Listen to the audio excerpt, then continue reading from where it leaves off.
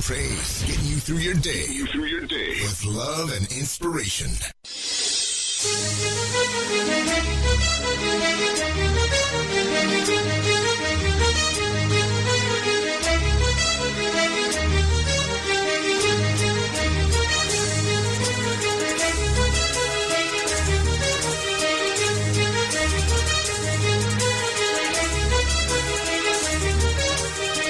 We are back. This is Lady Rochelle with Warriors Talk and Rizal, a.k.a. Biz.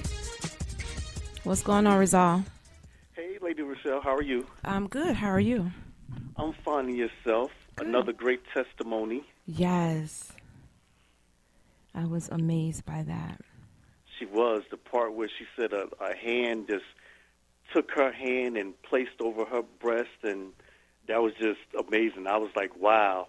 I'm sitting here like, it did? I was all excited and everything, like, oh, like. Yes, God is amazing, and how he just kept sending people around her to confirm what he was doing.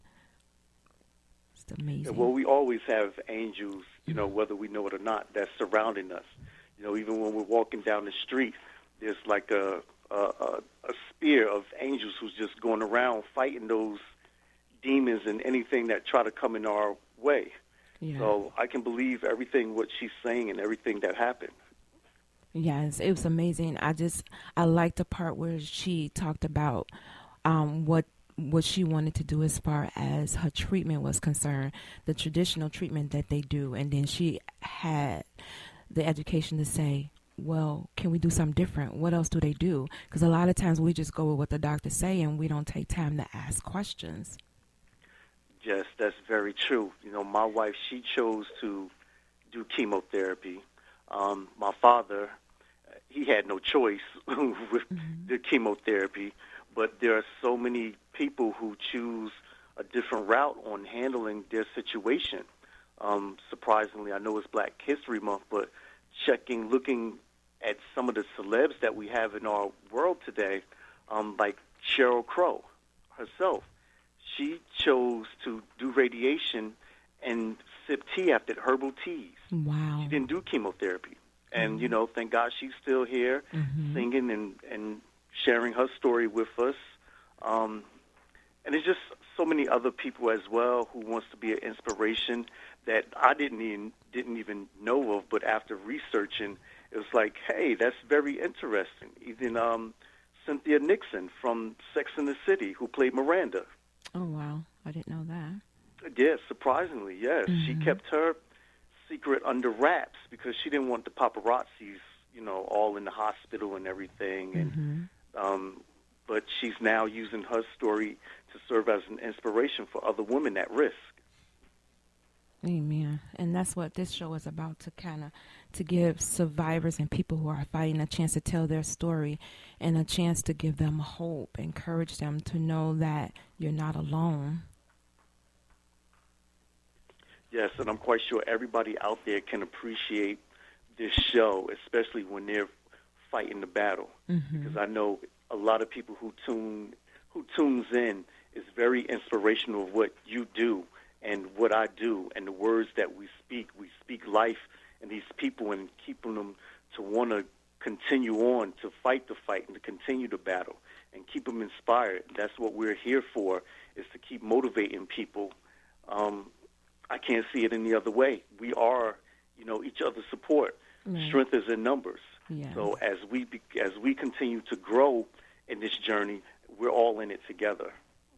Right. And it's just amazing that the stories that, well, I'm going to say stories, but the testimonies that we have heard on here so far, they have all been unique, and they have all been situations to where you would have think they would have died from these situations, but God has healed them, and they are here today to share their stories and, like I said, give hope to those who are fighting. Because when you're going through this, like she said, when you hear that word cancer, it just sends you into another world.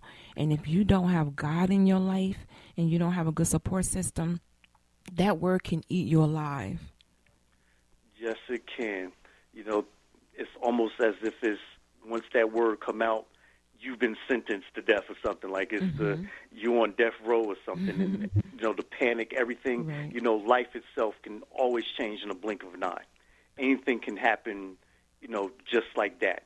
And once that diagnosis come out and you get the results, everything just, it's like, oh Lord, that's it. Life is over. I'm done. I'm finished. And I'm quite sure the thoughts that go through the head, I don't want to go. I'm not ready to go. I'm too young. Right. How did this happen? Why did this happen? Oh Lord, why me? Those questions, I'm sure, starts racing through, people's heads on what's going on and why it's going on. But there's always a reason for everything. You just have to stay faithful and just not feel or be defeated. Exactly. I was just looking at some of the African Americans that have dealt with cancer. I'm looking at Diane Carroll, and we all know her from Dynasty. And she talks about, she's 80 right now, and she talks about the fear of the unknown, how it deters some women from dealing with this situation, and how it shouldn't, that you should want to know so that you can go and take care of it and be in charge of your health. So she's one of the celebrities that had it and is still living today. Yes, I've read that before. And one of my favorites, Fannie Lou Hamer. Oh, okay. She was a civil rights activist. She is the famous lady who started the quotation of, "I'm sick and tired of being sick and tired." Yes. So that story alone right there, and she didn't just only battle cancer. She battled other diseases as well. Wow. And she still stayed strong and stayed true to the cause and everything. So she was fighting battles all over the place, fighting for civil rights, fighting to live, fighting diseases. She definitely was an idol in my eyes, definitely a trooper. Amen. I'm looking at Ruby Dee. And Ruby Dee, she had breast cancer back in 1974. And that was way before they had all these different type of treatments that they have right now. And she actually survived it. And she says the kind of beauty that she wants is the one that's hard to get. It comes with strength, courage, and dignity. So she's just not looking at beauty on the outside, but beauty that comes from within when you go through something like this. Yes, and I've noticed a lot of times as women get older and they're battling with this disease, they just look so graceful, like they have no worries in the world. They just look so, at ease, at peace, like whatever is meant to happen is, it's okay. It's okay to get reassigned to another position somewhere else. It's okay to make the trip. Like they're graceful, they're peaceful like that. And that's very, just watching is leaves you at awe, like, wow. I wish I had to, a lot of people can gather that strength of what they have. I know sometimes on Facebook, on social media, there's a picture that pops up of a man who's in the bed sick with the flu, and it's like he can't move. And then there's a woman with the kids, and she's, battling breast cancer, and she's walking with the kids, with her and, bald head. no hair and everything. Like that picture speaks volumes, and it's the truth.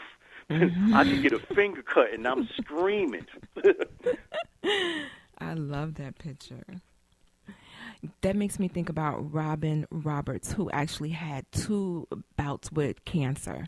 And we all know that she is a prominent figure in American broadcasting.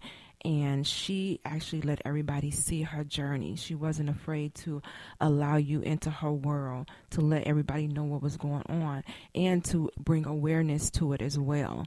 So, yeah, as women, we do what we do, and we know that we have a family to take care of. We know we have to go to work, and we're going to get up and do what we have to do and keep it moving. Can't let a little cancer stop us. Yes, I do, hands down. I give it up to the women across America who's still fighting and still continuing to go on. Like, there's nothing to it. Like, it's your routine. Like, this is what you were meant to do. Pat Battle was another news anchor for NBC. She was a reporter who also battled breast cancer. And just her last name alone, Battle, cancer should have just never even dealt with her. The last name alone is just powerful. Battle. She was ready. And she's been ready. And, you know, she's still going through, but she's making it. So big up to Pat Battle for fighting the battle. You know, I was thinking about looking at, remember George Jefferson? Yes. And everybody loved George Jefferson.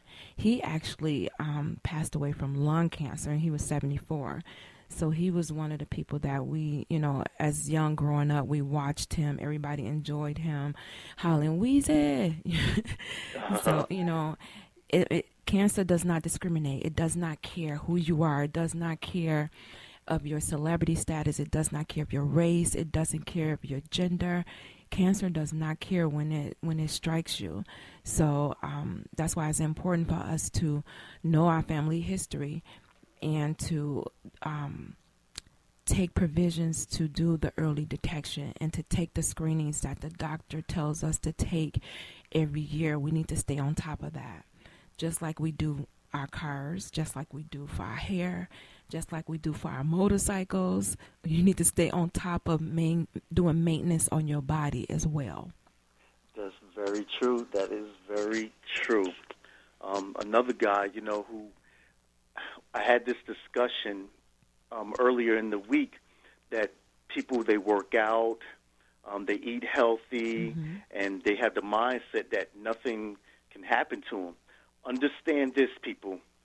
You are not eliminated from getting touched. Yes. Don't think that cancer cannot touch you because of you're working out, you're exercising, and you're eating well. That's great. Those are things that you're supposed to do. Yes. But do not get it twisted. If cancer wants to come for you, if those tumors want to grow, they will grow. Yes. So let's be clear about that. And yes, it does have to have something also to do as far as hereditary. There's a small percent of that, but even so, that small chance, that it can happen. It can trigger. So we have to be cautious about that. Yes. And again, as we say every week, early detection is the best prevention. Know what's going on with you. Knowing is half the battle. Exactly. Knowing your risk, and when you know your risk, you can do things to reduce that risk and get into your family history. A lot of times we don't like to dig into our family history to find out what's going on until you actually are diagnosed with cancer.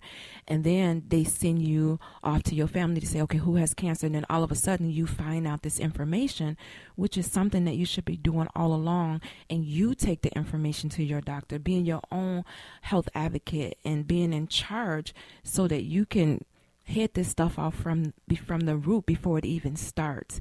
So it's important. A lot of times we be lazy when it comes to our health because we figure, oh, it'll go away. But if something is lasting between 2 to 3 weeks and you're still having the same problem, you should be sitting in that doctor's office trying to figure out what's going on. That's right.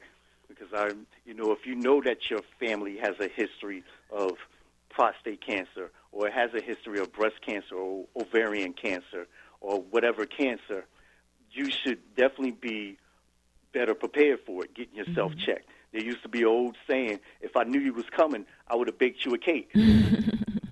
So wow. if you know you have been better prepared, knowing that someone was coming or something was coming to get you or whatever.